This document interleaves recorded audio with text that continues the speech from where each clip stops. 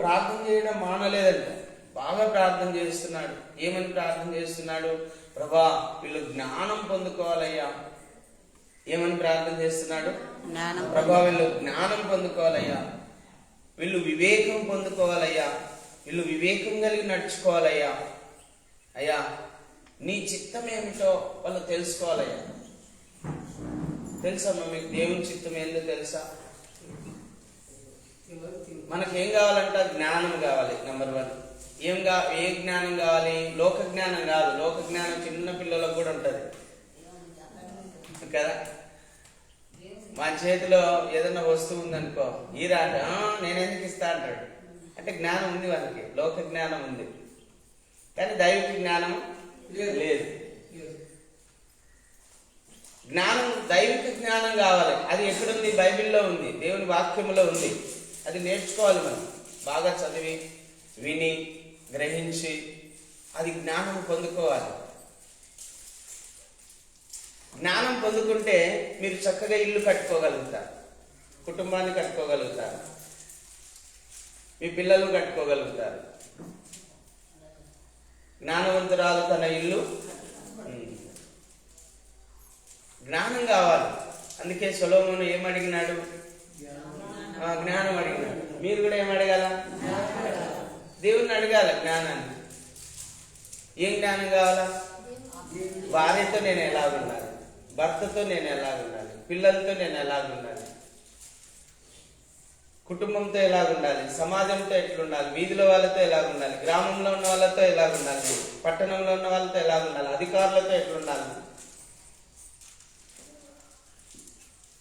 దేవుణ్ణి అడగాలండి. ప్రతి విషయంలో జ్ఞానం అవసరం. జ్ఞానం లేకపోతే పంది ముక్కున బంగారు కమ్మి వంటిదే.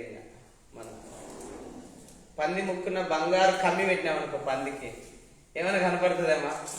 అది ఎప్పుడు బురదలోనే మూతి పెడుతుంటది, ఏం కనపడదు. జ్ఞానం కలిగి నడుచుకోవాలి. జ్ఞానం కోసం ప్రార్థన చేయాలి. పౌలు సంఘం కొరకు ప్రార్థన చేస్తున్నాడు. ఏమంటే సంఘంలో అందరికీ మంచి జ్ఞానం ఈ ప్రభా అని ప్రార్థన చేస్తున్నాడు.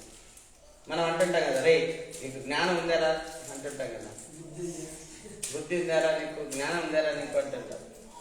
అవును, జ్ఞానం కావాలి, బుద్ధి కావాలి, వివేచన కూడా కావాలి.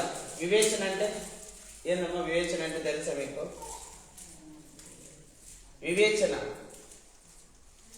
ఏ సందర్భంలో ఏం మాట్లాడాలా, ఎవరితో ఎలా మాట్లాడాలా,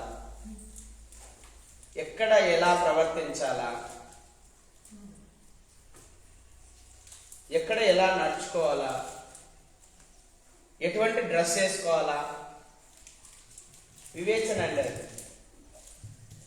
ఎలాంటి క్రాప్ పెట్టుకోవాలా, నేను దేవుని బిడ్డను, నా క్రాప్ ఎలా ఉండాలి,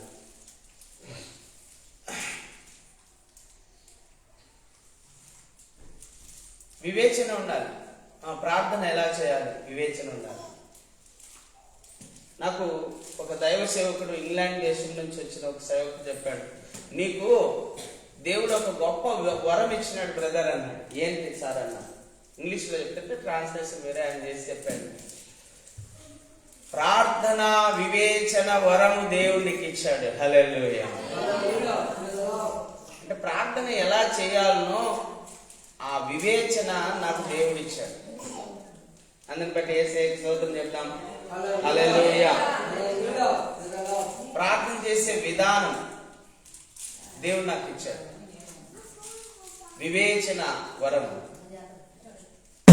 మాట్లాడండి అర్థమ్మా, మాట్లాడొద్దమ్మా.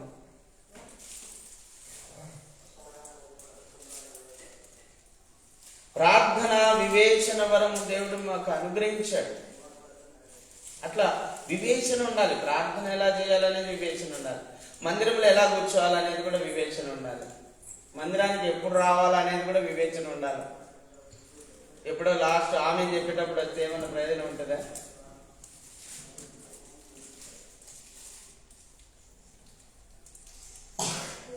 అందుకే పౌలు ఏమని ప్రార్థన చేస్తున్నాడంటే ప్రార్థన ఎలాగో చేయాలనో నేర్పిస్తున్నాడు.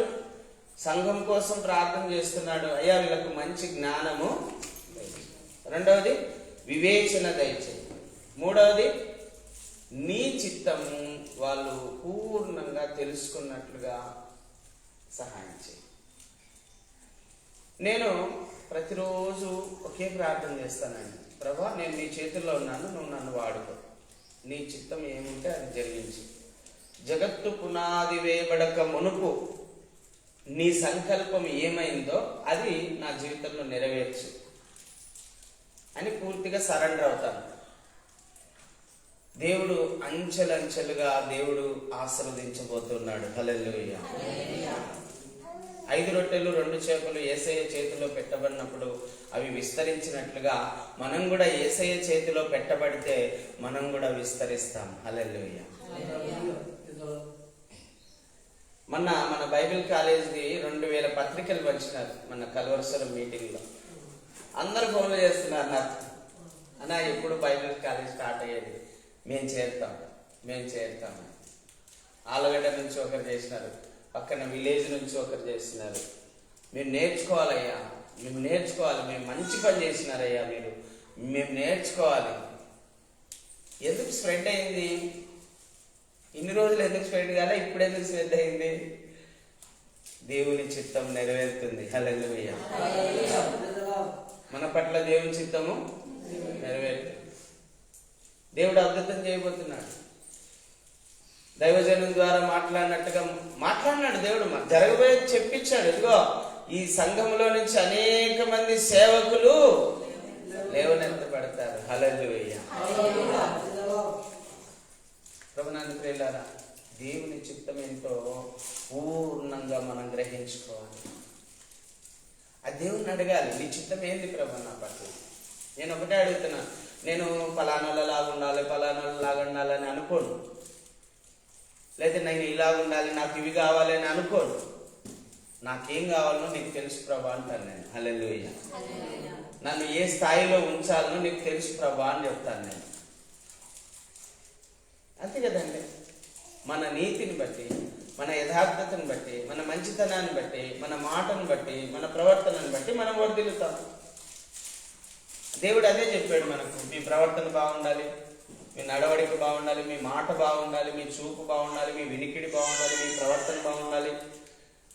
మీరు నీతిని అనుసరించాలి. నీతిని అనుసరించడం వలన మీరు వర్ధిల్లుతారు. నీతిమంతులు ఖర్జూరపు వృక్షం మొవ్వు వేయినట్లుగా మీరు మొవ్వు వేస్తారు అని ప్రభు చెప్పినట్టుగా మొవ్వు వేస్తారు. ఈరోజు దేవుడు గొప్ప చేస్తూ ఉన్నాడు. దేవుడు గొప్ప కార్యాలు చేస్తూ ఉన్నాడు, అద్భుతం చేస్తూ ఉన్నాడు, హెచ్చిస్తూ ఉన్నాడు. కారణం ఏంటంటే ఆయన చిత్తానికి లోబడ్డం. హల్లెలూయా. మీరు కూడా గీతలు గీసుకోకండి, నాది ఇట్లుండాలని. అయ్యా నీ చిత్తం నా పట్ల ఏమైందో అది చేయి. హల్లెలూయా. నన్ను స్టేజ్ మీద పిలవాలి, వాళ్ళు నన్ను స్టేజ్ మీద కూర్చోబెట్టాలని అనుకోనండి. ఎవరిని అడగను నేను, నన్ను స్టేజ్ మీద కూర్చోబెట్టని నేను అడగను. వెనక కూర్చుంటాను.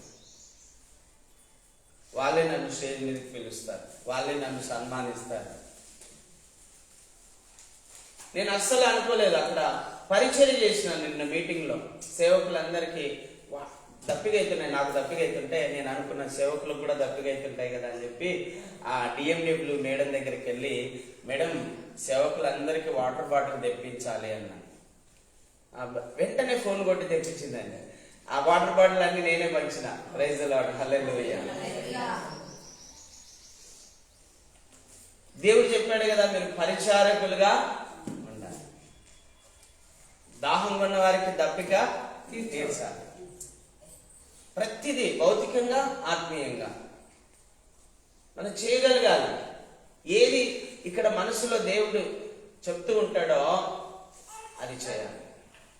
ఏ ఆలోచన ఇస్తాడో అది చేయాలి. అది దేవుని హృదయానుసారం. హల్లెలూయా. దావీదు దేవుని హృదయానుసారం. మనం కూడా ఏం కావాలి? దేవుని హృదయానుసారం. అందుకే పౌలు ఏమంటాడు, మీరు క్రీస్తు యేసును కలిగిన మనస్సు మీరును ఎవరి మనసు ధరించుకోవాలా? మన మనసు మనకు పనికిరాదు. మన మనసు అంతా చెడ్డది, పనికిరాంది, వేస్ట్. దేవుని మనస్సు, ప్రభు మనస్సు ధరించుకోవాలి. క్రీస్తు యేసును కలిగిన మనస్సు మనం ధరించుకోవాలి. దేవుని చిత్తం ఏమిటో పూర్ణంగా మీరు గ్రహించుకోగలగాలి. ప్రతి సత్కార్యంలో సఫలులు కావాలంట. ఏంటమ్మా? ప్రతి సత్కార్యములలో, అన్ని పనుల్లో సఫలులు కావాలి. సత్కార్యాలు కొంతమందికి తెలియదు. ఇప్పుడు సంఘంలో 2010 నుంచి చీరలు పంచుతూ ఉన్నాము.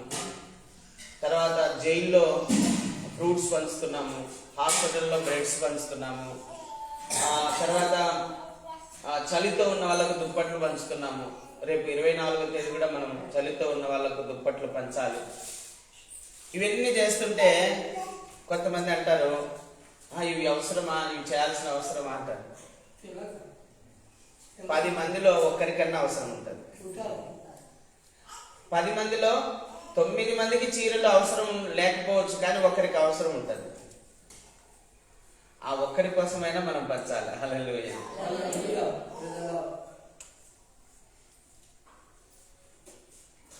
ప్రతి విషయంలో దేవుడు ఏం చెప్తాడో అది చేయాలి. మనుషులు చెప్తే చేయకూడదు.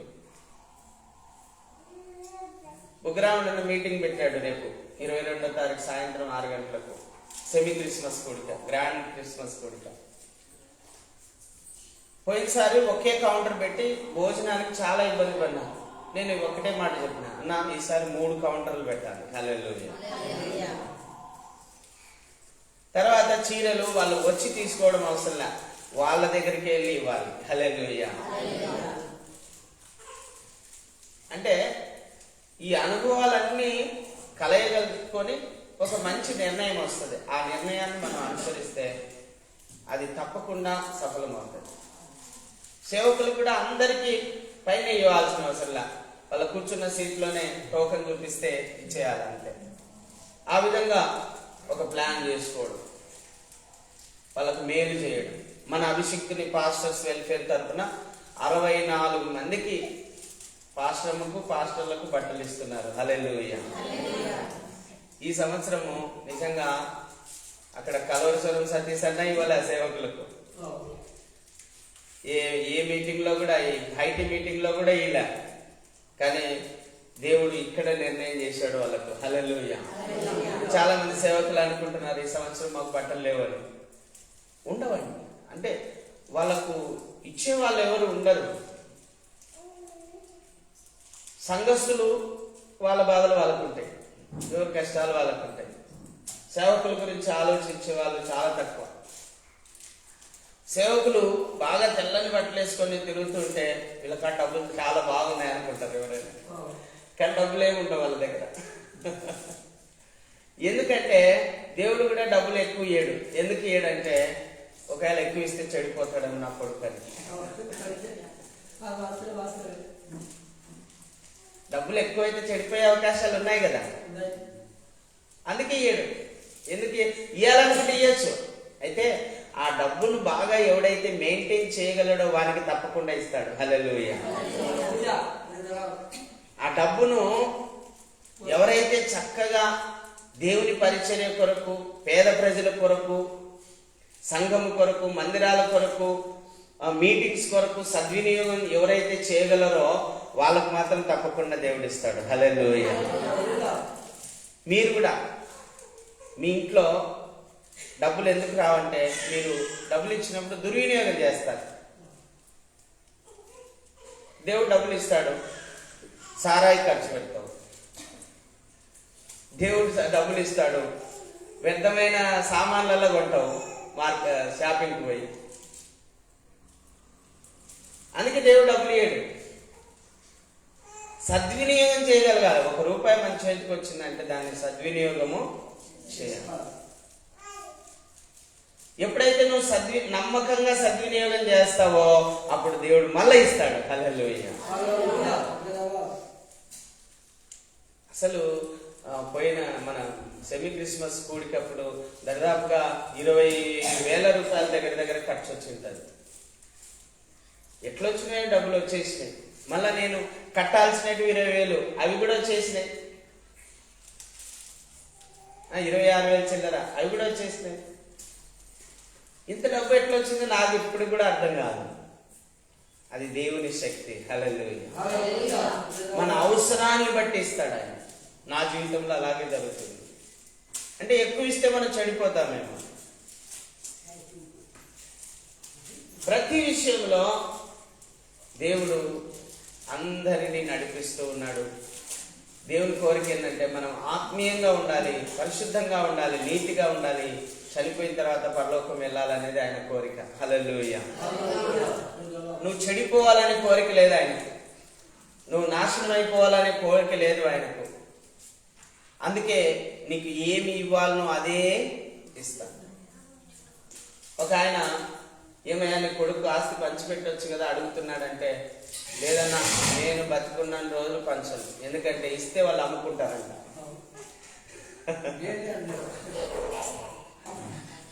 దేవుడు కూడా అట్లా ఆలోచిస్తుంటాడేమో అనుకుంటాను నేను. ప్రతి విషయంలో ఏం చేస్తాడు, వాళ్ళు అమ్మి తాగి తిని అయిపోగొడతాడు. అందుకే తల్లిదండ్రులు ఎట్లా మన పిల్లల గురించి ఆలోచిస్తున్నారో దేవుడు కూడా మన గురించి ఆలోచిస్తాడు. వీళ్ళకి ఏమి ఇవ్వాలా, ఏమి ఇవ్వకూడదు ప్రతి విషయంలో. చూడండి, బాగా వినండి. ప్రతి సత్కార్యములలో సఫలులవచ్చు. ప్రతి సత్కార్యములలో సఫలులు కావాలి. అన్ని విషయాల్లో మంచి పనులు చేయాలని. అమ్మా, మంచి పనులు చేయాలి, కీడు చేయకూడదు. ఎవరికి కీడు చేయకూడదు. ఎవరిని దూషించరాదు, ఎవరిని హింసించరాదు, ఎవరిని బాధించరాదు, ఎవరికి నష్టం కలగజేయకూడదు, ఎవరికి కీడు చేయకూడదు. చేస్తే మేలు చేయాలి, లేకపోతే ఊరుకుంటాను. హల్లెలూయా. చేస్తే లేకపోతే ఊరుకున్నాను. ఊరుకున్న ఊరల్లో కలిసినా ఏం చేయలేదు, ఊరుకుండాలి అంతే. చేస్తే మేలు చేయాలి.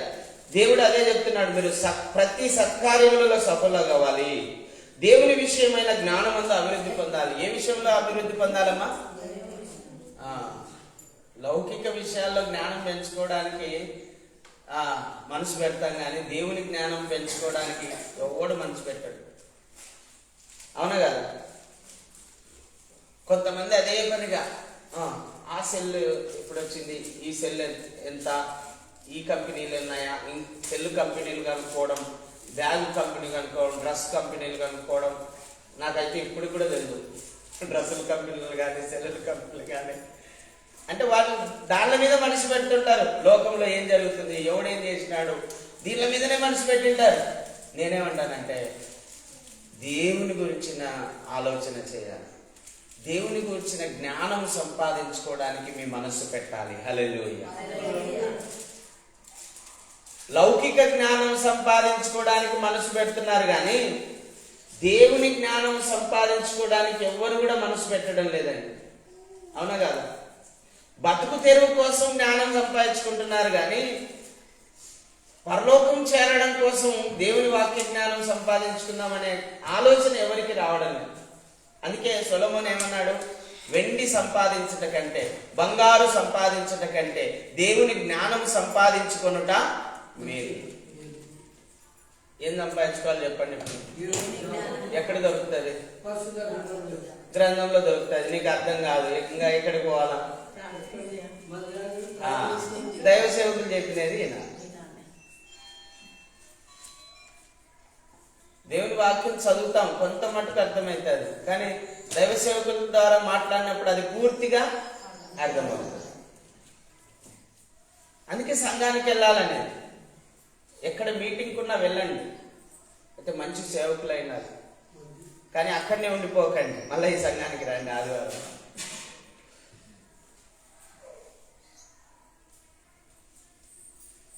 ఎక్కడ మీటింగ్ జరిగినా వెళ్ళండి, వాక్యం వినండి, ప్రార్థన చేయించుకోండి దైవ సేవకులతో.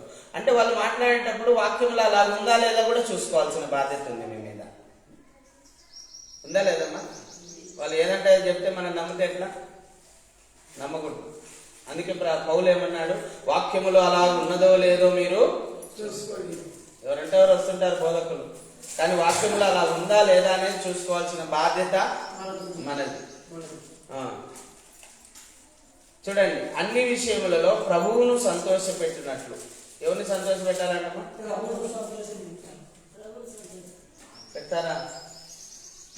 ప్రభువును ప్రభు గురించి ఆలోచించే వాళ్ళు ఎవరైనా ఉన్నారా? అసలు ఈడున్నది సేపు కొద్దిసేపు ఆలోచించాలి. ఇంటికి పోయినాక ఆ పొలము ఈ పొలము, ఆ ఇల్లు ఈ ఇల్లు, ఆ పొలము ఆ పని ఈ పని.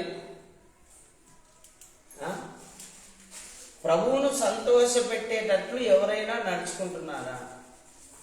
ప్రభువు ఎప్పుడు సంతోషపడతాడు? ప్రభు ఎప్పుడు సంతోషపడతాడు? ఒక పాపి మారు మనసు పొంది దేవుని వైపు తిరిగితే సంతోషపడతాడు. ఒక పాపి మారు మనసు పొంది బాప్తిసం పొందితే సంతోషపడతాడు. ఒక విశ్వాసి దేవుని సువార్త ప్రకటిస్తే సంతోషపడతాడు. ఒక విశ్వాసి ఇంకొక విశ్వాసిని మందిరానికి తీసుకొని వస్తే సంతోషపడతాడు దేవుడు. తెలుసా మీకు ఈ విషయాలు? ప్రభువును సంతోషపెట్టే పనులు చేయడంలే మనం. ఎందుకంటే మనది మనం చూసుకోవడానికి టైం లేదు. ఏం తిందుమా, ఏం త్రాగుదామా, ఏం ధరించుకుందామా, పండగ వచ్చింది ఏ సీరియల్ కొందామా, పండగ వచ్చింది ఏ నగలు కొందామా, పండగ వస్తుంది ఎన్నో ఆలోచనలు. కానీ యేసుక్రీస్తు పుట్టి 2025 సంవత్సరాలు అయింది. ఇంకా ప్రపంచంలో, ఇంకా దేశంలో మారు మనసు లేని వాళ్ళు ఉన్నారు, రక్షణ లేని వాళ్ళు ఉన్నారు, పాపంలో కూరుకొని పోయినారు. మరి వీళ్ళందరికీ సువార్త ప్రకటిద్దామనే ఆలోచన ఉందా మీకు? ఇప్పుడు ఇక్కడ 20 మంది ఉన్నారు అనుకోండి. ఈ 20 మంది ఇంకొక 20 మందికి సువార్త ప్రకటిస్తే 40 మంది అవుతారు. హల్లెలూయా. ఆ 40 మంది మళ్ళీ ఒక 40 మందికి సువార్త ప్రకటిస్తే 80 మంది అవుతారు. అట్లా సువార్త గనక ప్రకటించుకుంటూ పోతే మన భారతదేశం మన ప్రపంచం 197 దేశాలు ఉన్నాయి. 809 కోట్ల మంది ప్రజలు ఈ పాటికి రక్షించబడి ఉండాలి. హల్లెలూయా. రక్షించబడి ఉండాలా లేదా? యేసు ప్రభు ఎన్నేళ్ళు అయింది? 2025 సంవత్సరాలు అయింది. మరి ఎందుకు అంటే ఎవరు స్వార్థం వాళ్ళు చూసుకుంటున్నారు. దేవుని సంతోషపెట్టే వాళ్ళు ఎవరు లేరు. నా పని నేను చేసుకోవడం, డబ్బులు తెచ్చుకోవడం, బాగా చికెన్ బిర్యానీ మటన్ బిర్యానీ చేసుకొని తినడం, నిద్రపోవడం, కళ్ళ నిండా ఎవరు సుఖం వాళ్ళు చూసుకుంటున్నారు. కానీ దేవుని చిత్తాన్ని నెరవేరుద్దాం అని ఆలోచన ఎవరికి లేదు. ఉందా మీకు? ఎంతమందికి ఉందమ్మా? ఉందా దేవుని చిత్తాన్ని చెప్పండి. నిజంగా మీ మనసుకు తట్టితే నేను దేవుని చిత్తాన్ని నెరవేర్చడానికి సిద్ధంగా ఉన్నాను అన్నట్లు చేయొద్దండి. మరి ఎంతమందికి మీరు సువార్త చెప్పినారు? ఎంతమందిని మందిరానికి తీసుకొచ్చినారు?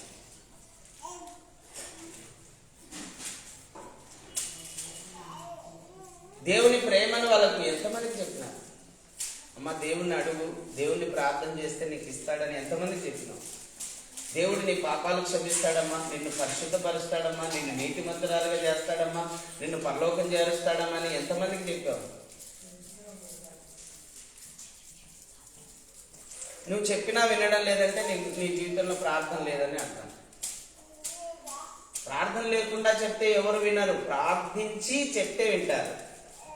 ఒక కుటుంబం కోసం నేను సంవత్సరం ప్రార్థన చేసి ఒకానొక రోజు ఇంటికి వెళ్ళి సువార్త చెప్తే విన్నారు, మార్మన్స్ పొందినారు, అందరు కుటుంబం అంతా రక్షించబడింది.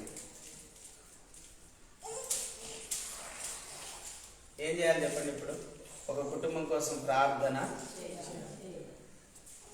దేవుడు ప్రేరేపించినప్పుడు పోయి ఏం చెప్పాలా? సువార్త. యేసు ప్రభు పుట్టుకను గురించి చెప్పాలి, యేసు ప్రభు జీవన విధానాన్ని గురించి చెప్పాలి, యేసు ప్రభు యొక్క మరణమును గురించి చెప్పాలి, యేసు ప్రభు యొక్క పునరుద్ధానమును గురించి చెప్పాలి, యేసు ప్రభు యొక్క ఆరోహణమును గురించి చెప్పాలి, యేసు ప్రభు రాకడను గురించి కూడా చెప్పి వాళ్ళను సిద్ధపాటు చేయాలి. హల్లెలూయా. అదే సువార్త అంటే. సువార్త అంటే దావీదు కథ, సాంసన్ కథ ఉపయోగపడతాయి. అవి నీతి కథలుగా, నీతి కథ. ఇప్పుడు నీతి కథలు ఉంటాయి కదా మన స్కూల్లో, అట్లా ఉపయోగపడతాయి అవి. కానీ మనకు కావాల్సింది యేసు ప్రభు యొక్క జననం, యేసు ప్రభు యొక్క జీవన విధానం, యేసు ప్రభు యొక్క మరణం, యేసు ప్రభు యొక్క పునరుద్ధానం, యేసు ప్రభు యొక్క ఆరోహణం, యేసు ప్రభు యొక్క రాకడ. ఇవి ప్రకటించాలి లోకానికి. అయ్యా యేసు ప్రభు నీ కోసమే పుట్టినాడు అని చెప్పాలి. అయ్యా యేసు ప్రభు ఈ లోకంలో నీ కోసమే బోధించాడు, ఆయన బోధయుడు. అయ్యా యేసు ప్రభు నీ కోసమే సిలువలో మరణించాడు, నీ పాపాల కోసం. ఆయన రక్తంలో కడగబడు. నీ కోసమే సమాధిలో పెట్టబడి ఆయన 3వ దినం తిరిగి లేచాడు. ఎందుకంటే నిన్ను కూడా లేపుతానని చూపించడానికి అని చెప్పండి. మనల్ని కూడా లేపుతాడు ఒక రోజున. ఆయన లేచినాడు, మనల్ని కూడా లేపుతాడు. లేపి ఆయన సన్నిధికి తీసుకెళ్తాడు. దాన్ని నిరూపించడం కోసమే ఆయన పునరుద్ధానుడైనాడు. మనల్ని అనాథలుగా విడవక మనకు పరిశుద్ధాత్మునిగా తోడుగా ఉండడం కోసమే ఆయన తిరిగి లేచినాడు. ఆ పునరుద్ధానం శక్తి మనకు ఇవ్వడం కోసమే ఆయన తిరిగి లేచినాడు. చెప్పండి. పరలోకానికి ఎక్కి వెళ్ళినాడు, సింహాసనం మీద ఉన్నాడు. ఇదిగో ఒక రోజు వస్తాడు. వచ్చేసరికి నువ్వు మారు మనసు పొందు. ఆయన రక్తంలో కడగబడు, పరిశుద్ధపరచబడు, నీతిమంతునిగా చేయబడు, యథార్థవంతునిగా చేయబడు, న్యాయవంతునిగా చేయబడు. క్రీస్తు పోలికలోకి మారు. క్రీస్తు మనసు ధరించుకో, క్రీస్తు ఆత్మను ధరించుకో, క్రీస్తు శరీరమును ధరించుకో, క్రీస్తు యొక్క రక్తంలో పాలు పంచుకో. ఆ ప్రభు రాకడ కొరకు సిద్ధపడు అని చెప్పగలిగిన వాళ్ళు ఎవరున్నారు? ఏం లేదండి. దేవుని పని సరిగా చేయడం లేదు. ఆ సేవకుడు ఎట్టి ఉన్నాళ్ళే వాయనే చేసుకుంటాడు అనుకుంటున్నారు కదా. సేవకుని పని కాదండి అది, మనందరి పని. ఒక్క సేవకుని పని కాదు. అందుకే నేను చెప్పేది, సేవకుడు అంటే ఏం ప్రత్యేకం కాదు. నాకు దేవుడు ఏ వరాలు ఇచ్చినాడో మీకు కూడా అవే వరాలు ఇచ్చాడు. నాకు దేవుడు ఆత్మ ఇచ్చాడు, మీకు కూడా దేవుని ఆత్మ ఇచ్చాడు. దేవుడు నాకు వరాలు ఇచ్చాడు, మీకు కూడా వరాలు ఇచ్చాడు. మన ప్రవచనం వినలేదా మీరు? నయోమక్కకు స్వస్థత వరం ఉందంట, నాకు కూడా తెలుసు. ఆమె తల మీద చేయబెట్టి ప్రార్థన చేసి దేవుడు స్వస్థపరుస్తాడని ప్రవచనాత్మక దేవుడు మాట్లాడాడు. వరం ఉంది. నాకు తెలుసు ఒక వరం ఆమె గురించి. కంజర వాయిస్తే దేవుని ఆత్మతో నింపబడతారు అందరూ. హల్లెలూయా. అది తెలుసు నాకు. అయితే ఆమె కోసం మనం అందరం ఏం చేస్తున్నాం? ఆమె సేవకురాలు కావాలి, వాక్యం చెప్పాలి, సంఘంలో సేవకుడు లేనప్పుడు వాడబడాలి అని మనం అందరం చేస్తున్నాం. 12 గంటల ప్రార్థనలో, ఉపవాస ప్రార్థనలో, వ్యక్తిగత ప్రార్థనలో, కుటుంబ ప్రార్థనలో జ్ఞాపకం చేస్తూనే ఉన్నాం. దేవుడు ఆలకించాడు. దేవుడు సేవకుని ద్వారా మనకు తెలియజేశాడు. హల్లెలూయా. ఎంత గొప్ప విషయం అండి. దేవుడికి ఇచ్చాడు, కానీ నువ్వు వాడడం లేదన్న. ఏం చేయడల్లా? వాడటం. పిల్లలకు బాగాలేకుంటే నేను చెప్తాను, నయమి తల మీద చేపెట్టి ప్రార్థన చేయి. ఎప్పుడు నేనే చేయాలన్నా? నువ్వెప్పుడు చేస్తావు? ప్రార్థన చేయి అంటే చేయడం చేస్తాను. దేవుడు స్వస్థపరుస్తాడు. హల్లెలూయా. ఆ వరం అందరికి ఉందా, సేవకులకు మాత్రమే ఉందమ్మా? చెప్పండి. అందరికి ఉందమ్మా? అందరికి ఉంది. మార్క్సు వార్త 16 ఏం చెప్తుంది? నమ్మి బాప్తిసం పొందిన వారి వలన 17వ వచనం ఈ సూచక్రియలు కనబడింది. మళ్ళొకసారి చదవండి. ఈ సూచక్రియలు మీకు కనబడును. ఏమిటి అవి సూచక్రియలు? బాప్తిసం పొందిన ప్రతి ఒక్కరికి ఏమిటి అవి సూచక్రియలు? ఈ సూచక్రియలు కనబడి. ఏంటివి? నా నామమున దయ్యాలు. మీ అందరికి దయ్యాలు వెళ్ళగొట్టే అధికారం ఉంది, తెలుసా? ఒక సేవకుడే కాదండి, దయ్యాలు వెళ్ళగొట్టే అధికారం మీకు కూడా ఉంది. దయ్యాలను వెళ్ళగొట్టే అధికారం ఎవరికి? నమ్మి బాప్తిసం పొందిన ప్రతి వారికి. గుర్తుపెట్టుకోండి. ఎందుకంటే నేను ఏం చెప్తున్నానంటే, మీరు కూడా యేసు ప్రభు శిష్యులు కాబట్టి మీరు కూడా సేవ చేయాల్సిందే. బతుకు తెరువు కోసం ఏదో ఒక పని చేసుకోండి, కానీ సేవ మాత్రం చేయాల్సిందే. మీరు కూడా సేవకులే, మీరు కూడా ప్రభు పరిచారకులే, మీరు కూడా ప్రభు యొక్క శిష్యులే. మీరు కూడా దేవుని పని చేయాల్సిన బాధ్యత మీ మీద ఉంది. దేవుడు ఆ బాధ్యతను మీకు ఒక వరం ఇచ్చినాడంటే బాధ్యత ఉన్నట్టే కదా. ఇప్పుడు ఎవరైనా చలకపార నా చేతికి ఇచ్చినంట తోమనే కదా. ఒక గడ్డపార ఇచ్చిన అనుకో ఎవరైనా అని అది తీసుకోండి అనుకో, ఏమని అర్థం? ఆ గడ్డపారకి తోమని. దేవుడు ఒక వరం ఇచ్చినాడు అనుకో, మీరు ఏమని? ఆ వరాన్ని ఉపయోగించమని. ఏ వరం అంట? ఫస్ట్ దయ్యాలను, దయ్యాలతోనే కదా సమస్య అంతా. ఇప్పుడు ఎక్కడ చూసినా దయ్యాలే, ఊరూర దయ్యాలే, ఇంటింట దయ్యాలే, మనుషుల నిండా దయ్యాలే. ఆ దయ్యాలను వెళ్ళగొట్టే అధికారం ఉంది మీలో. సైతానా యేసు నామములో పో అంటే పోతాయి. ఎప్పుడన్నా అన్నారా అట్లా? భయం మీకు కదా. ఏంటికి భయం? యేసయ్య పెట్టుకొని మీలో యేసయ్య ఉన్నాడండి. దేవుని ఆత్మ మీలో ఉంది. నమ్మి బాప్తిసం పొందిన వారు పరిశుద్ధాత్మ అనే వరమును, పరిశుద్ధాత్మ మీలో ఉన్నప్పుడు మీరెందుకు భయపడాలి? దేవుడు ఏమన్నాడు? నేను పిరికాత్మను మీకు ఇవ్వలేదు, ధైర్యం గల ఆత్మనే నేను మీకు. మరి ధైర్యం గల ఆత్మ మనలో ఉన్నప్పుడు పిరికితనంగా ఉంటే ఎట్లా? గద్దించాలి. సైతానా పో అంటే పోతుంది అంతే. మీరు కాదు వెళ్ళగొట్టేది, నీలో ఉన్న ఆత్మ, నీలో ఉన్న ఆత్మ. హల్లెలూయా. దయ్యములను వెళ్ళగొట్టదురు, కొత్త భాషలు మాట్లాడుదురు, పాములను ఎత్తి పట్టుకుందరు, మరణకరమైనది ఏదైనాను తాగినను అది వారికి హాని చేయదు. రోగుల మీద చేతులు ఉంచినప్పుడు, ఆ చేతులు ఉంచుతున్నారమ్మా మీరు. నేనేమంటానంటే, ఎవరైనా అనారోగ్యంతో ఉంటే ముందు పాపక్షమాపణ ప్రార్థన చేయించండి వాళ్ళతో. అంటే దేవుడు నాకు నేర్పినది మీకు నేర్పుతుంది. ఎందుకంటే త్వరపడి హస్త నిక్షేపణ చేస్తే వారి పాపముల్లో మనం పాలువారం అవుతామని తిమోతికి పత్రిక రాసినాడు అన్నాడు. కాబట్టి ముందు వాళ్ళ ద్వారా పాపక్షమాపణ ప్రార్థన చేయించాలి. ఏమని? ప్రభా, నేను పాపిని, నా పాపములు క్షమించు, సిలువలో నా కోసం రక్తం దాచినావు, ఆ రక్తంతో నన్ను కడుగు ప్రభు, నన్ను పరిశుద్ధపరచు ప్రభు. ఎప్పుడైతే మనం ప్రార్థన చేస్తామో, ఎప్పుడైతే మనము ఆ విధంగా ప్రార్థన చేస్తామో అప్పుడు ఏమైతుంది? మనం వాళ్ళ పాపాలు క్షమించబడతాయి. అప్పుడు నువ్వు తల మీద చేయబెట్టి ప్రార్థన చేస్తే తప్పకుండా వాళ్ళకు స్వస్థత కలుగుతుంది. హల్లెలూయా. అట్లా నాకు వందల అనుభవాలు ఉన్నాయి, వందల అనుభవాలు. నేను ఎక్కడికి వెళ్ళినా అనారోగ్యంతో ఉన్న వ్యక్తితో పాప క్షమాపణ ప్రార్థన చేయిస్తాను. నేను ముందు చెప్తాను, అయ్యా యేసు ప్రభు పాపాలు క్షమించే దేవుడు. నీ పాపాలు ప్రభు ద్వారా క్షమించబడితే నీ రోగం పోతుంది. మార్క్స్ వార్త 2:5 రాయబడింది ఆ మాట. మొదట వాళ్ళ పాపాలు క్షమించాడు, తర్వాత నువ్వు పరిపెత్తుకొని ఇంటికి వెళ్ళమన్నాడు. ముందు పాపాలు క్షమించబడాలి. అందుకోసమే నువ్వు ఒప్పుకో అంటే ఒప్పుకుంటానయ్యా అంటాడు. ఒప్పుకుంటానయ్యా అన్నప్పుడు, ప్రభా నేను పాపిని, నా పాపములు క్షమించు, నీ రక్తంతో నన్ను కడుగు, నన్ను పవిత్రపరచు, నాలో ఉన్న వ్యాధిని, రోగమును, దయ్యమును వెళ్ళగొట్టు ప్రభా అని ప్రార్థన చేస్తే దయ్యమున్నా దయ్యం వెళ్ళిపోతుంది, రోగమున్నా రోగం వెళ్ళిపోతుంది. ఆ విధంగా చేయండి. వారి తల మీద చేయి పెట్టి ప్రార్థన చేస్తే వాళ్ళు స్వస్థత పొందుతారు. అంతే. మీరు ట్రై చేయండి. షాయినరక్క కూడా ట్రై చేసింది, ప్రార్థన చేసి చాలా మందికి వాళ్ళు స్వస్థత పొందినారు. చెప్తామా? దేవునికి స్తోత్రం చెప్తామా? హల్లెలూయా. అంటే ఇంకా అందరు షాయినరక్క దగ్గరికి పొమ్మని కాదు, మీరు కూడా అలా కాండి, మీరు కూడా అలా కావాలి.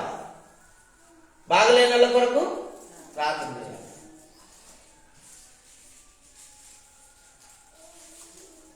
ఇంకా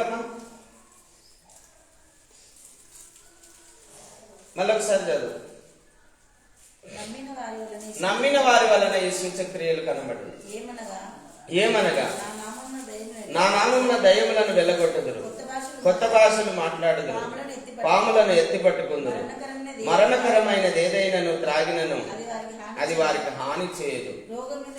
రోగుల మీద చేతులుంచి ప్రార్థన చేసినప్పుడు వారి స్వస్థత నొందుదురు అని వారితో చెప్పాను. హల్లెలూయా. మీ పిల్లలు ఏడుస్తుంటే కూడా బిక్కమొక్కలు వేసుకొని చూస్తుంటారు, కానీ తల మీద చేయబెట్టి ప్రార్థన చేయాలని అనుకోరు. అవునా కాదా నేను చెప్పేది? తల మీద చేయబెట్టి ప్రార్థన చేయండి. మీలోనే ఉంది దేవుని ఆత్మ, మీ ద్వారానే స్వస్థత. కలుగుతుంది. దైవ సేవకుని కూడా శ్రమ పెట్టాల్సిన అవసరం కూడా ఉండదు.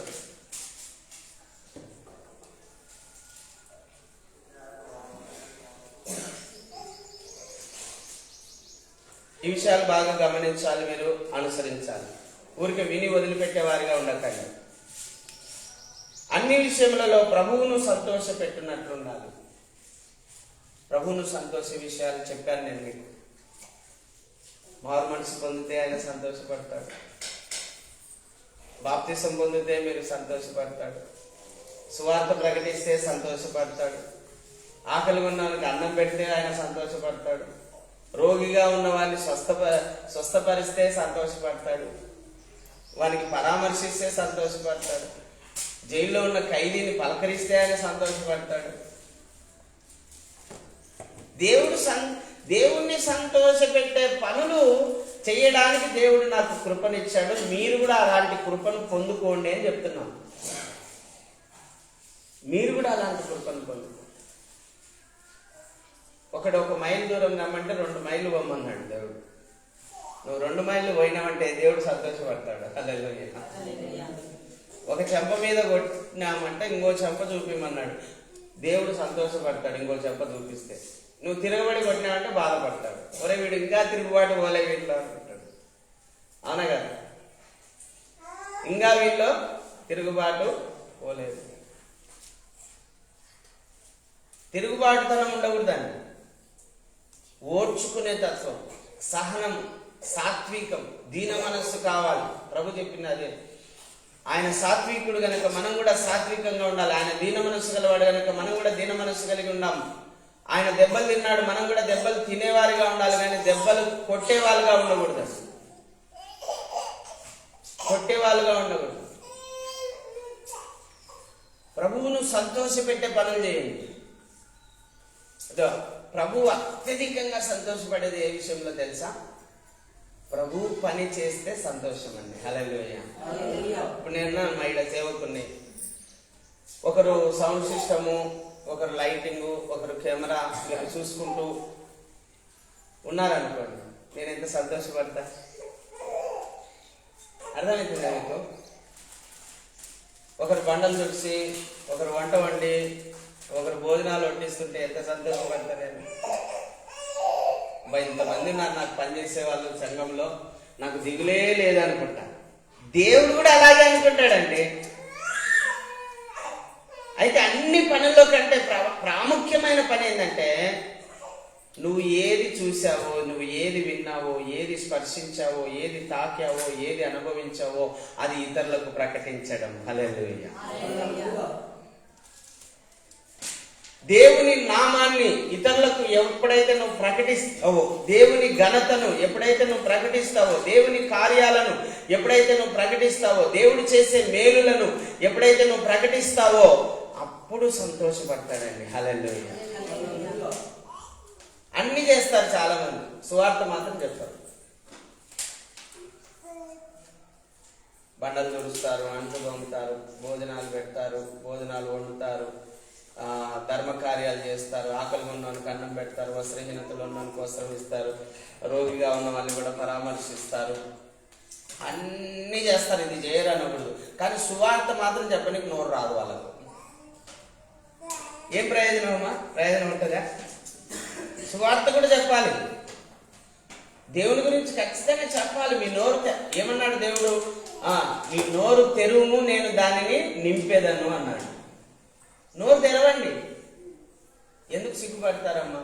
అమ్మా, సత్యాన్ని ప్రకటించడానికి సిగ్గుపడకూడదు, బైబిల్ పట్టుకోవడానికి సిగ్గుపడకూడదు, బైబిల్ మాటలు చెప్పడానికి ఎప్పుడు కూడా సిగ్గుపడకూడదు. పౌలు అదే అంటాడు, సువార్త ప్రకటించుటకు నేను ఎప్పుడు కూడా సిగ్గుపడేవాడను కాదు అంటాడు. సిగ్గుపడకూడదండి. ఎవరో ఏమో అనుకుంటారు అని కొంతమంది బైబిల్ దాపెట్టుకొని వస్తుంటారు, బ్యాగులలో పెట్టుకొని, లేకపోతే ఇంకో సిగ్గుపడకూడదు. అంటే నేను కూడా అట్లా చేసిన ఒకప్పుడు. బైబిల్ను మామూలుగా సూపర్ కవర్ ఉంటుంది కదా, దాంట్లో పెట్టుకోకపోతే ఏదో పట్టుకోబోతున్నారు అనుకుని ఇట్లా సిగ్గుపడ్డాం. రాజకీయ నాయకుల ఎదుట సిగ్గుపడకూడదు, బంధువుల ఎదుట సిగ్గుపడకూడదు, స్నేహితుల ఎదుట సిగ్గుపడకూడదు, ఎక్కడ కూడా సిగ్గుపడకూడదు. సువార్త ప్రకటించాలి, నీకు తెలిసింది చెప్పాలి. నేనైతే నాకున్న వరం ఏంటంటే, వాళ్ళు ఏదన్నా మాట్లాడుకుంటున్నారు అనుకో, ఆ సందర్భంలో వాక్యాన్ని గుర్తు చేస్తాడు దేవుడు. ఆ వాక్యం చెప్పేస్తా అంతే. ఒకటే ఒక వాక్యం చెప్తా, ఆ వాక్యమే వాళ్ళ ఎర్రని తిరుగుతుంటది లోపల. మీకు తెలుసా, ఎవరు రక్షించబడినా ఒక్క వాక్యం ద్వారానే రక్షించబడేది. నువ్వు ఎంతమంది సాక్ష్యాలు విను, ఒక్క వాక్యం ద్వారా రక్షించబడతావు. ఒక ఇస్లామిక్ తీవ్రవాది రక్షించబడ్డాడండి ఈ మధ్య కాలంలో. ఒక కువైట్ రాజకుమారుడు, యువరాజు రక్షించబడ్డాడు. ఒక టెర్రరిస్ట్ ఆడామె రక్షించబడింది. ఎట్లా రక్షించబడిందంటే, మత్తయి సువార్తలో రాయబడినటువంటి మాట, నీ శత్రువులను ప్రేమించి నీ శత్రువులకు మేలు చేయండి, నిన్ను వలె నీ పొరుగు వారిని ప్రేమించండి. నీ శత్రువులను ప్రేమించి నీ శత్రువుకు మేలు చేయండి. ఆ మాట చదివినప్పుడు వాళ్ళు గన్ను చేతితో పట్టుకుంటున్నారు కదా, అనేక మందిని చంపినారు కదా, అది గుర్తొచ్చిందంట వాళ్ళకి. అరే ఏంటి, మేము ఈసా అలైహిస్సలాం ఈ విధంగా చెప్పాడే, యేసుప్రభు ఇలాగ చెప్పాడే, నిన్ను వల్లే నీ పొరుగు వారిని ప్రేమించు, నీ శత్రువును కూడా ప్రేమించి వాళ్ళకు మేలు చేయమని చెప్పాడు. ఆ ఒక్క మాట ద్వారా వాళ్ళు ప్రభుని నమ్ముకున్నారండి. హల్లెలూయా. గన్ను పారేసినారు పక్కకు, గన్ను పక్కకు పారేసినారు. ఎంత గొప్ప కార్యం. అందుకే ఒక్క మాట చెప్పండి చాలు.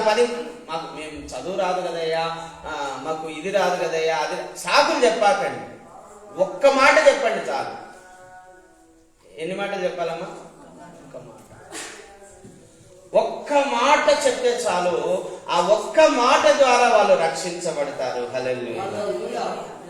ఒక రోమన్ క్యాథలిక్ వ్యక్తి గుంటూరులో నాతో మాట్లాడుతూ యేసుప్రభు గురించి చెప్తూ ఉంటే, రోమన్ మరియమ్మ గురించి చెప్తూ ఉంటే నేను చెప్పాను, అన్నా మొదటి తిమోతి 2వ అధ్యాయం 5వ వచనంలో రాయబడింది, దేవుడు ఒక్కడే, మధ్యవర్తియు ఒక్కడే, ఆయనే క్రీస్తు నరుడు అని రోమన్ క్యాథలిక్ వ్యక్తికి చెప్పి, ఇక మరియమ్మ మధ్యవర్తి కాదని చెప్పారు. ఒక్క మాటనే. అలా చెప్తూ ఉంటే ఆయన అన్నాడు, అన్న మీరు ఏందన్నా ఏ పాయింట్ ఆ పాయింట్ చెప్తున్నారు, అది నాకు ఇచ్చిన వరం దేవుడు. హల్లెలూయా. అది దేవుని వరం, నాది కాదు. నేను ఆయనకు లోపడ్డాను, ఆయన దగ్గర కన్నీళ్ళు ఇచ్చాను, ఎవరికి ఎలా సువార్త చెప్పాలో నాకు నేర్పించయ్యా అని అడిగాను. నా కన్నీరు విన్నాడు, ఆయన చూశాడు, నాకు వరం ఇచ్చాడు. హల్లెలూయా.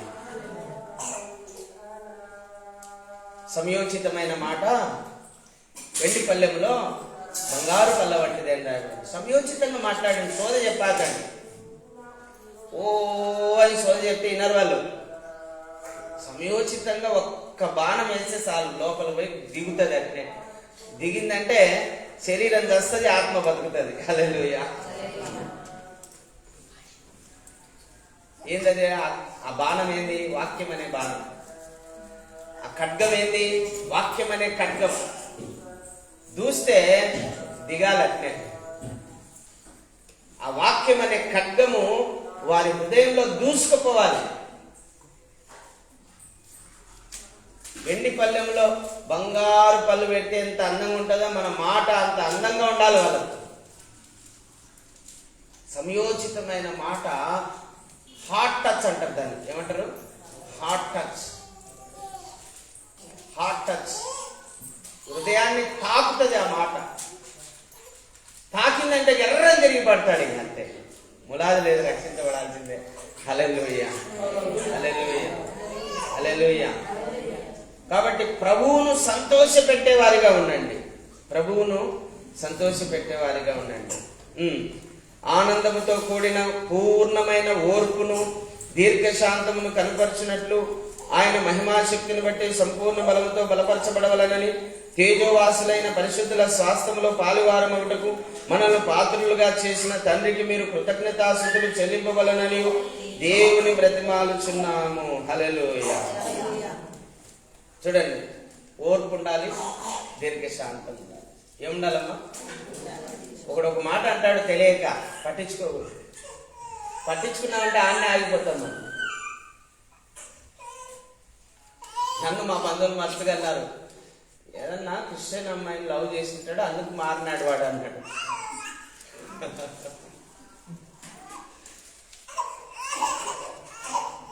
కానీ వాస్తవం అది కాదు కదా. 2 సార్లు కొత్త నిబంధన గ్రంథాన్ని చదివి నేను ప్రభుని నమ్ముకున్నాను. రోగం కోసమో లేకపోతే ఇంకో దానికోసం నేను నమ్ముకోను.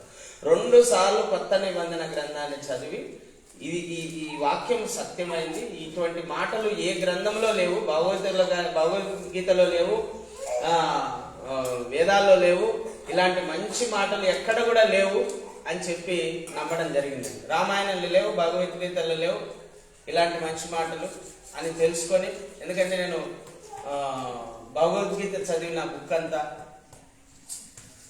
రామాయణం గురించి చరిత్ర విన్నాను,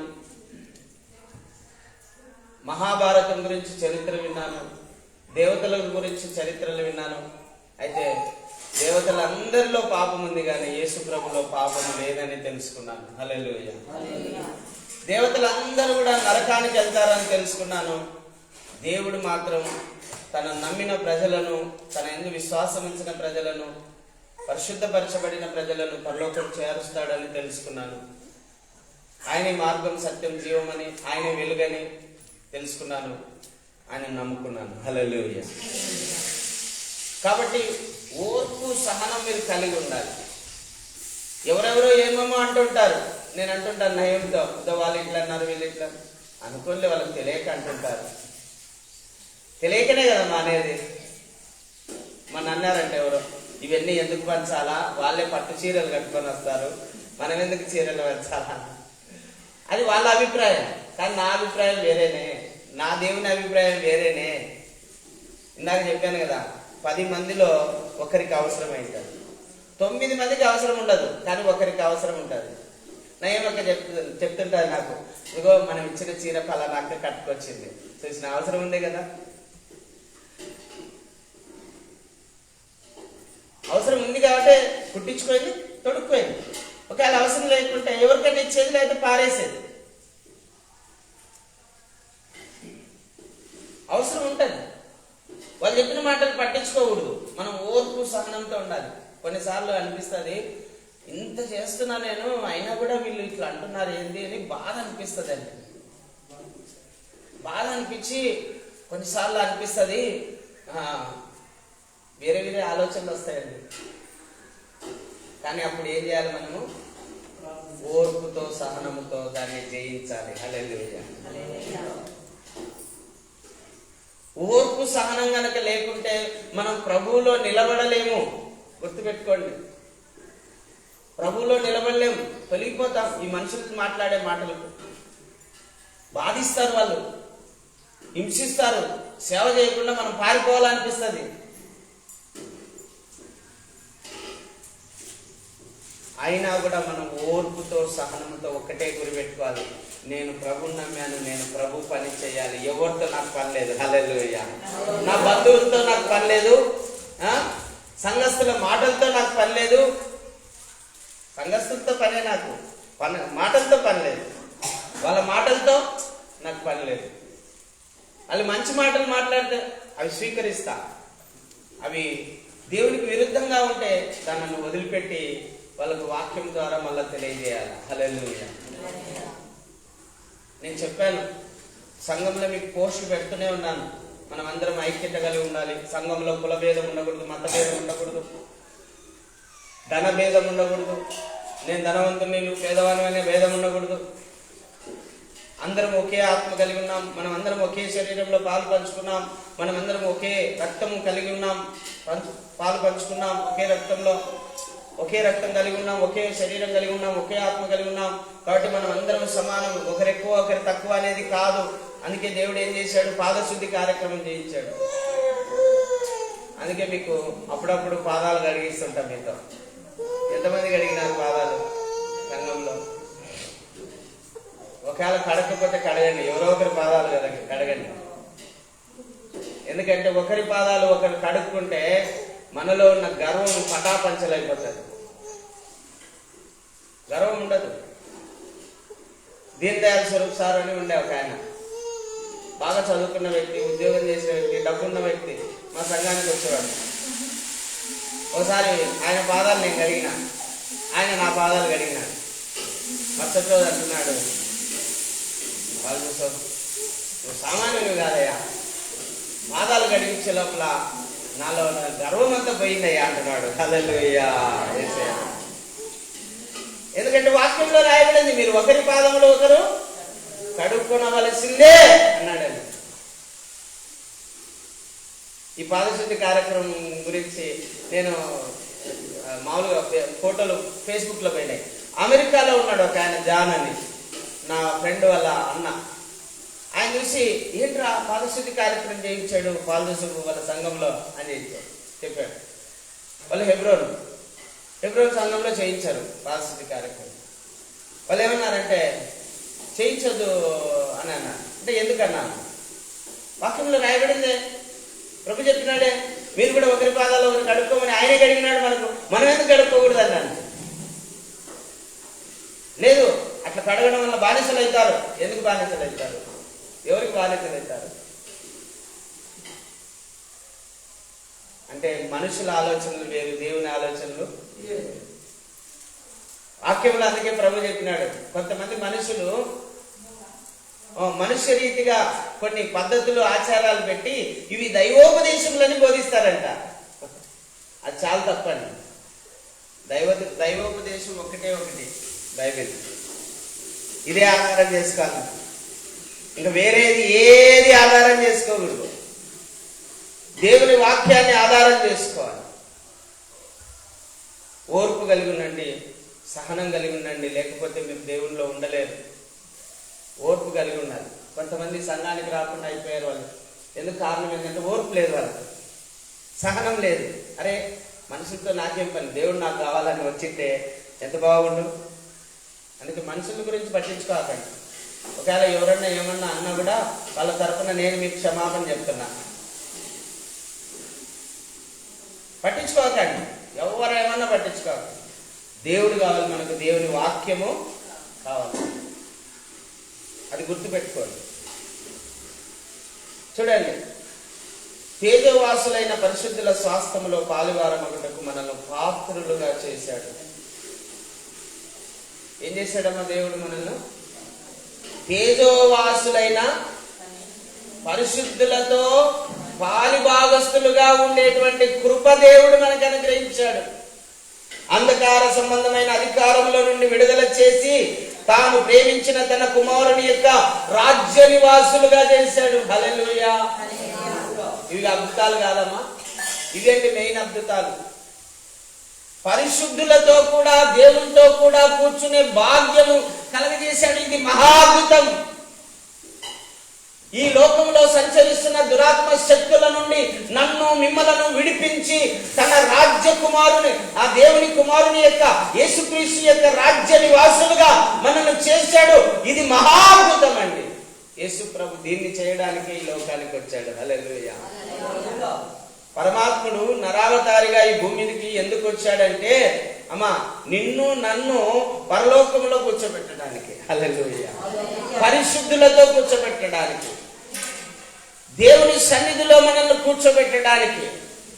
యేసుక్రీస్తు ప్రభు ఈ భూమికి నరావతారిగా ఎందుకు వచ్చాడంటే ఈ ఆకాశ మండలంలో సంచరిస్తున్న దురాత్మల శక్తుల నుండి విడిపించి, అంధకార శక్తుల నుండి మనల్ని విడిపించి తన రాజ్య నివాసులుగా చేయడానికి యేసు ప్రభు ఈ లోకానికి వచ్చాడు. హల్లెలూయా. చూడండి, ఆ కుమారుని యందు మనకు విమోచనము అనగా 14వ వచనమ్మ, అనగా పాప క్షమాపణ కలుగుతుంది. యేసు ప్రభు ద్వారా ఏం కలుగుతుందమ్మా? విమోచన మరియు పాప. విమోచన అంటే ఒక అన్న మా మనవరాలకు పేరు పెట్టన్నా అంటే దేవుడు ఒక పేరు ఇచ్చాడు, విమోచన. ఎంత బాగుందని అన్నారు. విమోచన అంటే ఏమంటే అర్థం తెలుసా? విడిపించడం. విమోచన అంటే విడిపించడం, పాపము నుండి విడిపించడం. పాపము నుండి విడిపించడం. పాపము నుండి ఎవరైతే విడుదల పొందుతారో మనకి శ్రమలు ఉండవు. పాపం చేస్తున్నంత కాలం మనకి శ్రమ ఉంటుంది. ఇప్పుడు కుటుంబాల్లో గొడవ ఎందుకు? భార్య పాపం చేస్తున్నంత కాలం భర్తతో సమస్య ఉంటుంది, భర్త పాపం చేస్తున్నంత కాలం భార్యతో సమస్య ఉంటుంది. గొడవలు అందుకే కదా వచ్చేది, పాపం వల్లనే కదా సమస్యలన్నీ. అందుకే పాపము విమోచించి మనలను క్షమించి మనల్ని విమోచించి ఇంకా ఆ పాపము చెయ్యకుండా, అందుకే ఏం రాయబడింది? దేవదూత ఏం చెప్తుంది? తన ప్రజలను వారి పాపముల నుండి ఆయనే రక్షించును గనక ఆయనకు యేసు అని మత్తయి 1:21 రాయబడింది. యేసు అంటే రక్షకుడు. ఏం రక్షిస్తాడు? పాపము నుండి రక్షిస్తాడు. గొప్ప రక్షణ అదేనండి. ప్రతి మనిషికి కావాల్సిన రక్షణ ఏంటంటే పాపము నుండి విడిపించబడ్డాం. ఇప్పుడు ప్రధానమంత్రి పాపము నుండి విడిపించబడాలి, రాష్ట్రపతి పాపం నుండి విడిపించబడాలి, వీళ్ళు భూమి మీద ఉన్నటువంటి పోలీసులు కానీ, డాక్టర్లు కానీ, యాక్టర్లు కానీ అందరూ విడిపించబడాల్సింది పాపము నుండి. అయితే ఆ పాపము నుండి విడిపించే వాళ్ళు ఎవరైనా ఉన్నారా భూమి మీద? ఇప్పుడు మినిస్టర్లు ఉన్నారండి, గృహ నిర్మాణ శాఖ ఉంది, వాళ్ళు గృహాలు కట్టిస్తారు. ఆర్థిక శాఖ మంత్రి ఉన్నాడు, ఆయన డబ్బులు ఎవరెవరికి ఎంత ఇవ్వాలని బాగా చేస్తాడు. న్యాయశాఖ అంటే వాళ్ళు న్యాయం తీర్చడానికి వాళ్ళ శాఖ పనిచేస్తుంది. ఇట్లా అన్ని శాఖలు ఉన్నాయి. కానీ పోలీస్ యంత్రాంగం ఉంది. పాపం చేసిన వాళ్ళను శిక్షించే అధికారం వాళ్ళకు ఉంది, కానీ పాపం చేయకుండా చేయగలిగిన శక్తి వాళ్ళకు లేదు. ఎస్పీకి లేదు, డిఎస్పీకి లేదు, ఎవరికి లేదు, డిఐజీకి లేదు, సీఎంకి లేదు, పిఎంకి లేదు. విడిపిస్తారమ్మా? నేను తాగుతుంటే ఎవడన్నా విడిపించినాడా? లోకంలో తిరుగుతుంటే ఎవడన్నా విడిపించినాడా? అందరినీ కొడుతుంటే ఎవడన్నా నన్ను విడిపించినాడా? దౌర్జన్యంగా డబ్బులు లాక్కుంటుంటే ఎవడన్నా నన్ను విడిపించినాడా? ఎవడు విడిపించడా. అయితే యేసు ప్రభుకు మన పాపము నుండి మనల్ని విడిపించే అధికారం ఉంది. చప్పట్లు కొట్టి దేవునామమున కొడదాం. హల్లెలూయా. రెండవది, మన పాపములు క్షమించే అధికారము ఆయనకు. మార్క్స్ వార్త 2:10 రాయబడింది కదా, మనుషుల యొక్క పాపములు క్షమించే అధికారం నాకు ఇవ్వబడింది. ఎంత గొప్ప మాట అండి! ఇది మెయిన్, ప్రధానం అండి. ఇప్పుడు నేను ఇందాక చెప్పిన అన్ని దేవుని పనుల్లో అన్ని పనుల కంటే సువార్త ప్రకటించే పని మెయిన్. ఎట్లనో యేసు ప్రభు చేసే కార్యాల్లో ప్రధానమైనది ఏంటంటే మన పాపాలు క్షమించడము, మనల్ని పాపము నుండి విమోచించడం.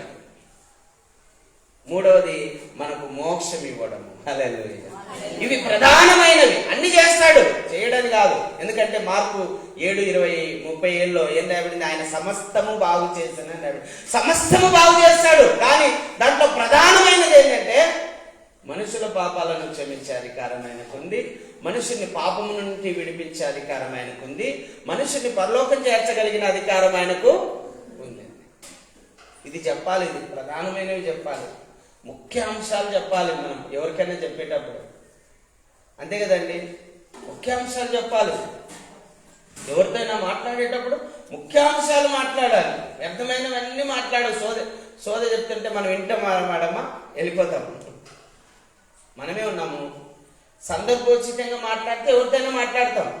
ఏదేదో మాట్లాడాను, వీడేంద్రనే ఏదేదో చెప్తున్నాడని వెళ్ళిపోతాం. అందుకే ఈ ముఖ్య అంశాలు గుర్తుపెట్టుకోవాలి. ఏమంటున్నాడు? పరిశుద్ధుల స్వాస్థ్యములో చేర్చే దేవుడైన, పరలోకం చేర్చగలిగిన దేవుడు. మార్గము నేనే, సత్యము నేనే, జీవము నేనే, నా ద్వారానే తప్ప ఎవడును ఆ తండ్రి యొద్దకు, ఆ పరలోక రాజ్యంలో ఎవడు రాలేడు. లోకానికి వెలుగును నేనే, నన్ను వెంబడించువాడు చీకట్లో నడవక జీవపు వెలుగు కలిగి ఉంటారంట. చీకట్లో నడవరు వాళ్ళు, పాపంలో నడవరు వాళ్ళు, పరిశుద్ధంగా ఉంటారు. దేవుని వెంబడించే వాళ్ళు, ప్రభువుని వెంబడించే వాళ్ళు, యేసుక్రీస్తు ప్రభువుని వెంబడించే వాళ్ళు పరిశుద్ధంగా ఉంటారు. చీకటి వాళ్ళలో ఉండదు, వెలుగుంటుంది, వాళ్ళలో జీవపు వెలుగుంటుంది. ప్రభు చెప్పాడండి. అందుకే ఆ పరిశుద్ధిలో, శాస్త్రములో దేవుడు మనల్ని చేర్చగలుగుతున్నాడు గనక, మన పాపములు క్షమించాడు గనక, మనల్ని పాపము నుండి విడిపించాడు గనక ఏం చేయాలి? ఆయనకు ఎల్లప్పుడూ కృతజ్ఞతాస్తుతులు చెల్లించాలి. హల్లెలూయా చెప్తాం. హల్లెలూయా, హల్లెలూయా, హల్లెలూయా, హల్లెలూయా. యేసయ్య నామమునకే మహిమ కలుగును గాక. ఆదివారం ఆరాధన ఎందుకు పెట్టారు? దేవుడు, పరిశుద్ధాత్మ దేవుడు ఎందుకు ఏర్పాటు చేశాడో తెలుసా? ఆయనను జ్ఞాపకం చేసుకొని, ఆయన మేలులు జ్ఞాపకం చేసుకొని, ఆయనను మనం స్తుతించాలని, ఆయనను ఆరాధించాలని ఈ ఆదివారం ఆరాధన దేవుడు పెట్టాడు. హల్లెలూయా. చూడండి ఎన్ని మేలు చేస్తున్నాడమ్మా. చూడండి, చదువుదాం 15వ వచనం. ఆయన అదృశ్య దేవుని స్వరూపి అయి సర్వ సృష్టికి ఆది సంభూతుడై ఉన్నాడు. ఏంటంటమ్మా? అదృశ్య దేవుని స్వరూపి అయి సర్వ సృష్టికి ఆది సంభూతుడైనాడు. ఎవరు? యేసుప్రభు అండి. చాలా మంది యేసుప్రభు అంటే దేవుడు కాదైనా ప్రవక్త అని చెప్తున్నాడు. నిన్న ఒక ఆయన ఒక స్టేజ్ మీద చెప్తున్నాడు, యేసుప్రభు ఒక ప్రవక్త అని. నేనేమంటున్నా అంటే ప్రవక్త కాదు, అదృశ్య దేవుని స్వరూపి అయి సర్వ సృష్టికి ఆది సంభూతుడై ఉన్నాడు. హల్లెలూయా. ఎవరు? యేసు ప్రభు ఆది సంభూతుడు. అంటే ఆదిలో సృష్టించిన వాడు, ఆదిలో సమస్తమును కలగజేసిన వాడు. ఈ భూమి ఆకాశములను, సర్వ సృష్టిని, నక్షత్రములను, గ్రహములను, అంతరిక్షములను అన్నిటిని కలగజేసిన వాడు. జలములను, నదులను, సముద్రములను, లోయలను, కొండలను, పల్లములను అన్నిటిని కలగజేసిన వాడు. ఎడారులను, అడవులను కలగజేసిన వాడు. సర్వ సృష్టిని కలగజేసి మానవుని మట్టితో రూపించి జీవాత్మను బ్రతికించిన వాడు. ఆది సంభూతుడు. ఎవరమ్మా? ఆది సంభూతుడైన. అందుకే ప్రభు అన్నాడు యోహాను 8లో ఏమంటాడు? అబ్రహాము పుట్టక ముందే నేనున్నాను.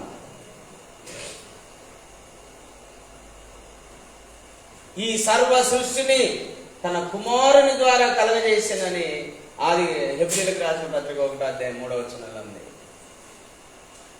ప్రభునందు ప్రియులారా గమనించండి, ఈయన ఆది సంభూతుడైన దేవుడు. అదృశ్య దేవుని స్వరూపం ఏంటంటే యేసుక్రీస్తేనండి. ఈ భూమి మీద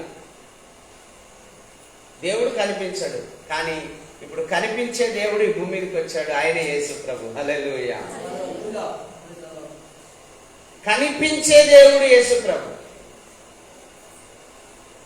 యేసు ప్రభును దేవునిగా మనం గుర్తించడానికి కారణం ఆయనలో ఉన్న పరిశుద్ధత, ఆయనలో ఉన్న నీతి, ఆయనలో ఉన్న యథార్థత, ఆయనలో ఉన్న న్యాయము, ఆయనలో ఉన్నటువంటి మాట, స్పష్టమైనటువంటి సత్యవంతమైన మాటలు.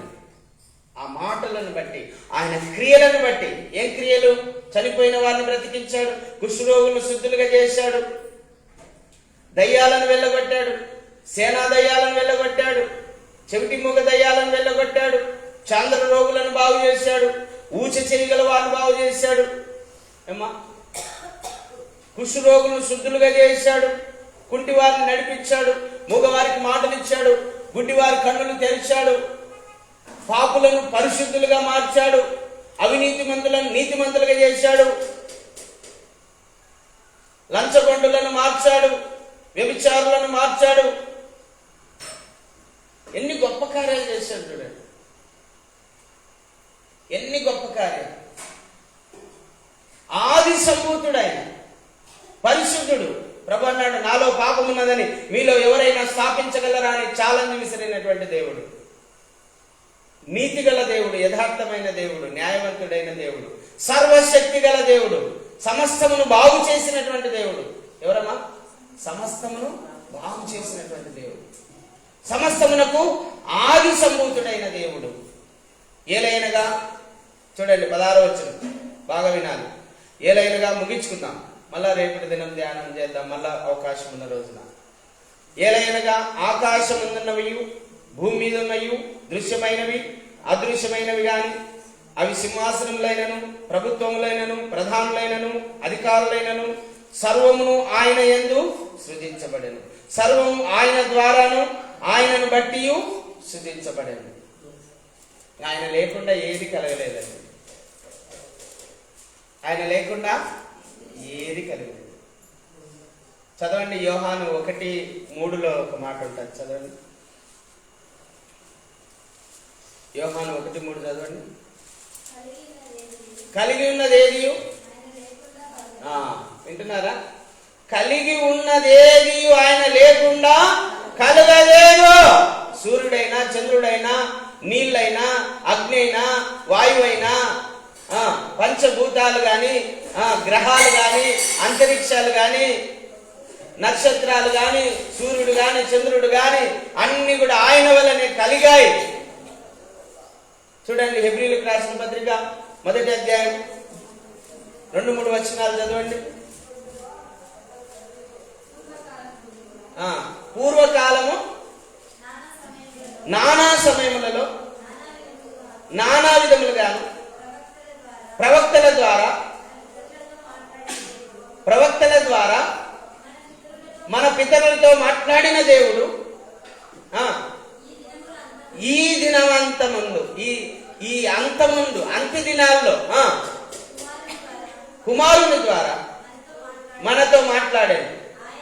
ఆయన ఆయన కుమారుణ్ణి సమస్తమునకు వారసునిగాను. ఎవరండి ఇప్పుడు వారసుడు? యేసు ప్రభు.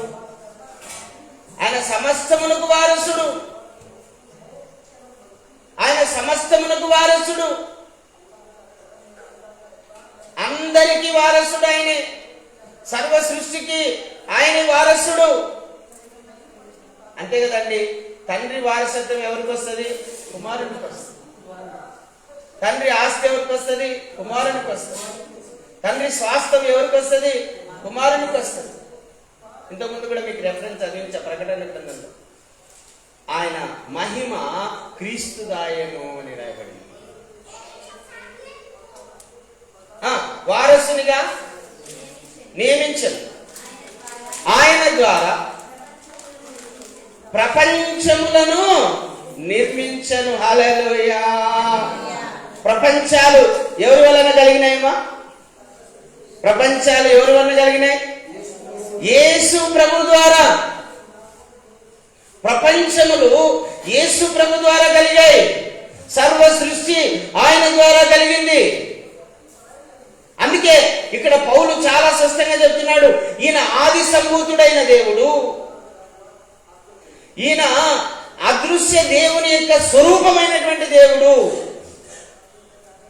చూడండి, ఆకాశమందున్నవిను భూమి మీదన్నవిను దృశ్యమైనవి అదృశ్యమైనవి గాని అవి సింహాసనములైనను ప్రభుత్వములైనను ప్రధానులైనను సింహాసనములైనను ప్రభుత్వములైనను ప్రధానులైనను అధికారులైనను సర్వమును ఆయన యందు సృజించబడెను. సర్వమును ఆయన ద్వారాను ఆయనను బట్టి సృజించబడెను. ఆయన అన్నిటికంటే ముందుగా ఉన్నవాడు. అంటున్నారా? అన్నిటికంటే ముందుగా ఉన్నవాడు. ఆయనే సమస్తమునకు ఆధారభూతుడు. హల్లెలూయా. ఎంత గొప్ప మాటలండి. యేసు ప్రభు దేవుడు కాదంటారు. యేసు ప్రభు ప్రవక్త, కేవలం ప్రవక్తే అంటారు. కాదండి, ఆయన నరుడు. ఎంత గొప్ప విషయం. అక్కడ ఆయన జన్మ యేసు అని పేరు పెట్టిదువు, ఆయన గొప్పవాడై సర్వోన్నతుని కుమారుడనబడును. ఎవరి కుమారుడండి?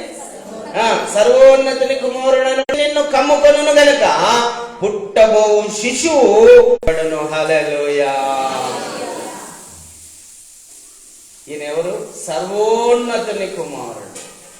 సర్వోన్నతుడు ఎవరమ్మా? అందరికంటే పైన ఉన్నవాడు దేవుడు, పరమాత్ముడు, ఆత్మలకు అధిపతి పరమాత్ముడు, ప్రజాపతి పరమాత్ముడు, ప్రజాపతి ప్రజలందరికీ అధిపతి పరమాత్ముడు. ఆ పరమాత్ముడు ఈ భూమి మీద మన కోసం అవతరించాడు. హల్లెలూయా. ఎందుకు అవతరించాడు? హెబ్రీయులకు రాసిన పత్రిక 9వ అధ్యాయం 16వ వచనం చదవండి. హెబ్రీ 9:16 ముగించుకుందాం. హెబ్రీ 9:16. మరణ శాసనం ఎక్కడ రాశారు? మరణ శాసనం చూడండి. అయితే మంచి చెడ్డల తెలివినిచ్చు వృక్ష ఫలమును మీరు తినకూడదు, తిను దినమున నిశ్చయముగా మీరు చచ్చెదరు. నిశ్చయముగా. ఈ శాసనం రాసింది ఎవరు? దేవుడు. ఇప్పుడు ఈ శాసనం కొట్టివేయబడాలంటే ఏం చేయాలా? మనమన్నా కావాలా? పాపము నుండి విడిపించి, పాపములు క్షమించి, వాళ్ళను పరిశుద్ధులుగా చేసి ఆ పరలోకానికి చేర్చడానికి 2025 సంవత్సరాల కిందట నరావతారిగా ఈ భూమి మీదకి దిగొచ్చాడు. హల్లెలూయా. దేవుని యొక్క రక్తము ఈ యజ్ఞ భూమి మీద చిందించబడితేనే మానవునికి పాప క్షమాపణ, పాప విమోచన, మోక్షం. పాప క్షమాపణ, పాప విమోచన, మోక్షం, ఈ 3 దొరుకుతాయి. ఎవరైనా వస్తారా? నేల మీద కూర్చోమంటే కూర్చుంటారా? కానీ ఎందుకు ఆ స్థితి ఆయనకు తెప్పించిందో తెలుసా? అర్పించుకున్నాడు. తండ్రి, నా ఆత్మను నీకు అప్పగించుకొని. ఆ ఆత్మ అర్పించుకోవడం వలన, ఆత్మార్పణ చేయడం వలన మరణ శాసనం రాసిన వాడే మరణం పొందడానికి ఈ భూమి మీదకి దిగొచ్చాడని. హల్లెలూయా. మన పాప శిక్షను తాను భరించి మనకు ఏ శిక్షా విధి లేకుండా చేశాడు క్రీస్తునందున్న వారికి. అందుకే మీరు కానీ, మీ కుటుంబం కానీ, మీ బంధువులు కానీ, వచనాలు మీ అందరికి చాలాసార్లు చూపించాలి, ఇంకా చూపించాల్సిన అవసరం. నిశ్చయముగా మన రోగమునైన భరించి మనకు ఆరోగ్యం ఇచ్చాడు. నిశ్చయముగా మన నిమిత్తము గాయములు ఆయన పొంది మనకి ఇప్పుడు పేరును, ప్రఖ్యాతను, ఘనతనిచ్చాడు. మరణము ఆయన పొంది మనకు నిత్య జీవమైన పరలోకాన్ని మనకిచ్చాడు. హల్లెలూయా. శిక్ష ఆయనకు, ఫలము మనకు. ఏంటి ఆ ఫలం అంటే? నిత్య జీవం. హల్లెలూయా. ఏంటమ్మా? యుగాయుగాలు, యుగాయుగాలు మరణము లేకుండా యుగాయుగాలు దేవునితో కూడా ఆయన సన్నిధిలో జీవించే భాగ్యము దేవుడు మనకు కలగజేశాడు. దాన్ని కలగజేయడం కోసమే ఆ పరమాత్ముడు ఈ భూమి మీదకి నరావతారిగా వచ్చాడు. అదే క్రిస్మస్. హల్లెలూయా. అదే క్రిస్మస్. కాబట్టి ఈ విషయాలన్నీ కూడా మర్చిపోకుండా, నెమరు వేసుకుంటూ, జ్ఞాపకం చేసుకుంటూ, ఇతరులకు ప్రకటిస్తూ దేవుణ్ణి సంతోషపెట్టండి.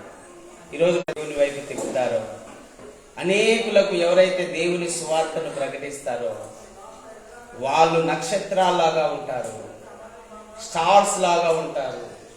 ఈ విషయాన్ని కూడా మీరు గుర్తుపెట్టుకోవాలి. ముఖ్యంగా ఈరోజు దేవుడు మాట్లాడిన మాట ఏంటంటే, మీరు దేవుని సంతోష పెట్టేవారిగా ఉండాలి. ప్రభు యొక్క జ్ఞానం, ప్రభు యొక్క వివేచన, ఆయనే ఆది సంభూతుడైన దేవుడు, అదృశ్య దేవుని యొక్క స్వరూపమైన దేవుడు, ఆది సంభూతుడైన దేవుడు, మృతులలో నుండి లేచుట ద్వారా ఆయన ఆది సంభూతుడైనటువంటి దేవుడైనాడు, సమస్తమునకు ఆధారభూతుడైనటువంటి దేవుడైనాడు. ఆయనే మన రక్షకుడైనాడు, ఆయనే మన పాప విమోచకుడైనాడు, ఆయనే మనకు మన పాపములను క్షమించిన అటు ఇటు తిరగకండి, వేరే వేరే పనులున్నాయని లేయకండి, మోకరించి ప్రార్థన చేయండి. ఇది ప్రాముఖ్యమైనటువంటి సమయం. ప్రార్థన చేసుకుని వెళ్దామా, చిన్న ప్రార్థన చేసుకుని వెళ్దామా, ప్రార్థన చేసుకుని వెళ్దామా, చిన్న ప్రార్థన చేసుకుని వెళ్ళు. నువ్వు ఇచ్చిన వరాలను సద్వినియోగము చేసేవానిగా నేను ఉండాలి. నువ్వు ఇచ్చిన వరాలను సద్వినియోగము చేసేవానిగా నేను ఉండాలయ్యా. సద్వినియోగము చేసేవానిగా నేను ఉండాలయ్యా. నేను పొందాలి ప్రభా, జయ జీవితాన్ని నేను పొందాలి ప్రభా, జయ జీవితాన్ని నేను పొందాలి ప్రభా అని ప్రార్థన చేయి. దేవుడు నీకు మాట్లాడుతున్నాడు. దేవుడు అనేక సంగతులు నీకు తెలియజేశాడు. బాధ్యత కలిగి జీవిస్తున్నారా? మన స్పృహలోనే, దేవుని స్పృహలోనే ఉన్నారా? లోకంలో కలిసిపోయారా? ఒక్కసారి పరిశీలన చేసుకోండి. దేవుని సంగతులను గురించి ఎక్కువగా ఆలోచిస్తున్నారా? నోరు తెరవండి, నేను దాన్ని నింపుతానని దేవుడు ఈరోజు మీతో మాట్లాడాడు. సందేహపడద్దు, మాట్లాడేవాడు ఆయనే, మాట్లాడేవాడు ఆయన. నువ్వు సందేహపడద్దు. ప్రతి ఒక్కరు అడగండి దేవుని, అయ్యా మేము నీ రాజ్యాన్ని కట్టాలయ్యా,